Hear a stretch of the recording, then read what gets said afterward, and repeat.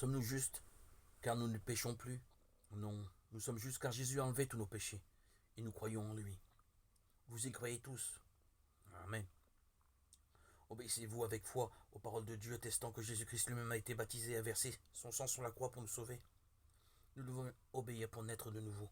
Quand nous croyons que Jésus-Christ, par l'évangile de la rémission, a lavé tous nos péchés et tous les péchés du monde, nous pouvons être sauvés. Nous ne pourrons jamais devenir parfaits en obéissant à la loi de Dieu, mais nous pouvons devenir parfaits par notre foi en l'œuvre de Dieu. Jésus-Christ a enlevé tous nos péchés par son baptême au Jourdain et a souffert du jugement et de la punition pour tous nos péchés sur la croix. En croyant en l'évangile de tout notre cœur, nous pouvons être rachetés de tous nos péchés et devenir justes. Y croyez-vous? Le baptême de Jésus, sa crucifixion et sa résurrection ont servi au pardon de tous les péchés de l'humanité et à la loi du salut basée sur l'amour infini de Dieu. Dieu nous aime comme nous sommes et il est juste. Il nous a donc d'abord rendus justes. Il nous a rendus justes en transférant tous nos péchés à Jésus par son baptême. Pour laver nos péchés, il a envoyé son Fils unique, Jésus, pour nous dans ce monde. Il a ordonné à Jésus d'enlever tous les péchés du monde par son baptême.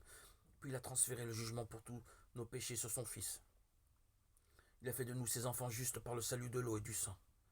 L'agape de Dieu. Il est écrit dans Hébreux 10, 16, « Je mettrai mes lois dans leur cœur et je les graverai dans leurs pensées. » Dans nos cœurs et nos pensées, sommes-nous pécheurs devant Dieu ou sommes-nous des justes? Si nous obéissons à la parole de Dieu, nous devenons des justes. Jésus-Christ a pris tous nos péchés, ainsi que le jugement pour ses péchés. Jésus-Christ est notre sauveur.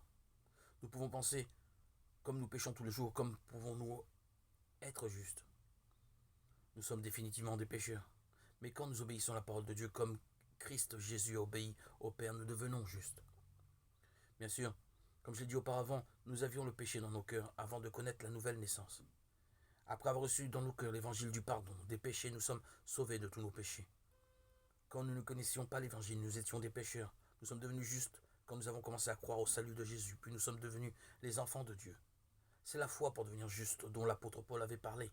La foi en l'évangile de la rémission fait de nous des justes. Ni l'apôtre Paul, ni Abraham, ni les précurseurs de la foi étaient devenus justes par leur œuvre, mais en ayant la foi et en obéissant aux paroles de Dieu, les paroles de sa bénédiction. Hébreux 10, 18. Or, là où les péchés sont remis, il n'y a plus d'oblation pour le péché.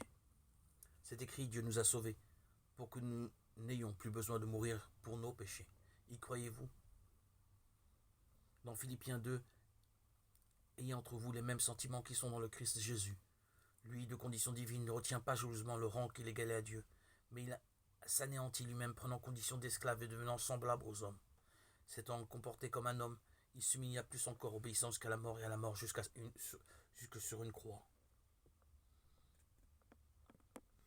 Aussi, Dieu l'a-t-il exalté et lui a-t-il donné le nom qui est au-dessus de tout nom, pour que tout au nom de Jésus s'agenouille au plus haut des cieux, sur la terre et dans les enfers, et que toute langue proclame de Jésus-Christ qu'il est Seigneur à la gloire de Dieu le Père. Philippiens 2, 5, 11.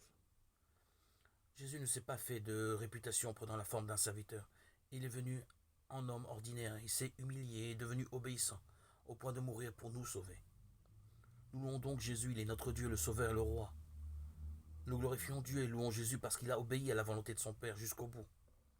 S'il n'avait pas obéi, nous n'aurions pas maintenant glorifié le Fils de Dieu.